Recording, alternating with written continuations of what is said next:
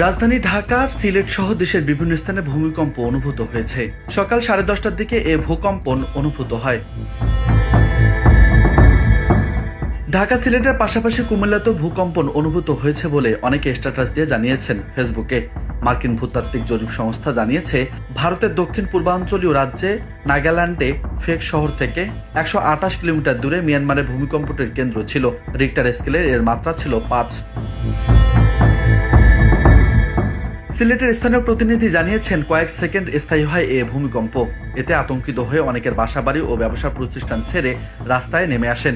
তবে তাৎক্ষণিকভাবে কোনো ক্ষয়ক্ষতির খবর পাওয়া যায়নি।